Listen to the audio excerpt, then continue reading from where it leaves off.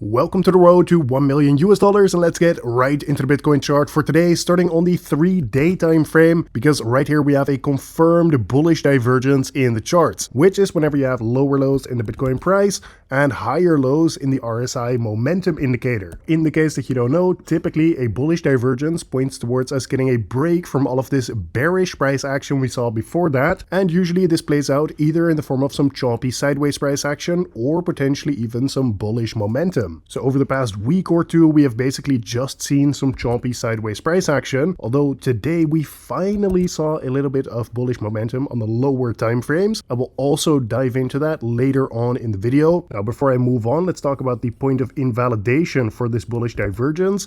This is actually if we get a candle close below 86K on the 3-day time frame. If you see that happen, then this completely opens the door to more bearish price action for Bitcoin after that as well. So be warned if you see a 3-day candle close below 86,000. But before we get too bullish or too bearish here, let's actually take a look at the 1-day time frame, because here you can see that we are actually trading in a horizontal range. So the level of support is roughly sitting at 83.6K and the level of resistance is roughly sitting at 94.6K. Any price action that you see in between these two levels is basically just considered choppy sideways price action on this daily time frame. And of course, the same also counts on that 3-day time frame that I showed you earlier. And my current market outlook on this 1-day time frame is actually a little bit more nuanced, because we are still in a bearish market structure at the moment, which means that so long as we are not getting candle closes above this 107.5K level, then technically the market structure is still just bearish for Bitcoin, and this is basically telling us that we should expect a rollover followed by a new lower low to be created. However, with that 3-day bullish divergence that I showed you earlier, we also need to keep an open mind about actually getting a little bit of bullish momentum first, and possibly even starting to create a bullish structure at some point down the line. This is why my current market outlook on Bitcoin is actually neutral so long as we are trading in between this level of support and this level of resistance, so that horizontal range. But if we are actually breaking out above this, then I am actually keeping an open mind about a bit of a continuation to the upside, and possibly even for us to flip bullish once again. Now, of course, on the 1-day time frame, this can take quite a long time, and there's actually a 20% move in between where we are now and when this would actually flip bullish. So of course, I'm not only going to rely on this one point of confluence, and this is exactly why I do a multi-time frame analysis, right? Because I want to be able to take advantage of short-term pumps and short-term dumps, even within a larger market structure that could be telling us something different than what we are actually seeing in the short term.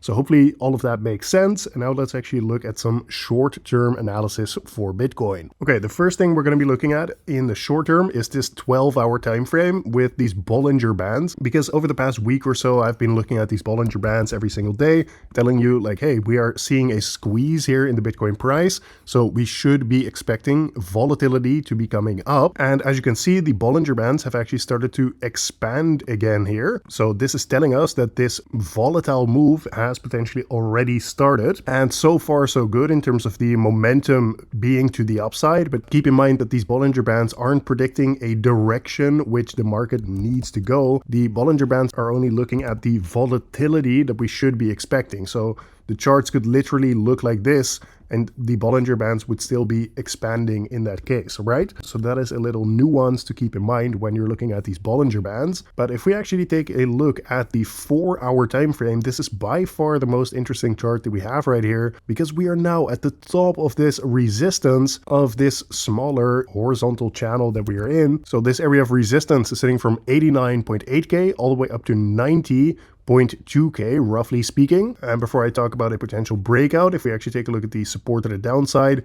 that is sitting from 87 all the way down to 86.6K. But my point is that if you're starting to see candle closes above this level of resistance, then you need to start looking at the liquidity that is to the upside right here, which I will show you a little bit later on in this video. But apart from that, you can also then take this same point, roughly again that 90.2K level, as the point of invalidation for a potential bullish type of breakout here. So for example, if you're starting to see that break above but then we are falling back inside the range, this is going to be a big warning signal in the short term, right? So that is something to actually look out for. But either way, I think I'm getting too far ahead of myself. The first order of business is to actually get candle closes above that 90.2k level. So that's what I'm actually looking out for over the coming 24 to 48 hours. Moving on to the Bitcoin liquidity analysis with this Bitcoin liquidation heat map. First of all, on the 3-day time frame, notice how right here we still have liquidity to the upside all the way at 91.6k. So that is that liquidity to the upside here that I was actually talking about. But there is also a bunch of liquidity to the downside as well. So for example, 88.9k, there's liquidity at 88.1k and liquidity at 87,000 as well. So especially if we're going to grab a bunch of liquidity up here, then understand that there's still a bunch of downside liquidity as well, which is why that point of invalidation is very important. Overall, for now though, on those lower time frames, things are just trading along an ascending trend like this. And so long as we're trading above the trend, then Bitcoin is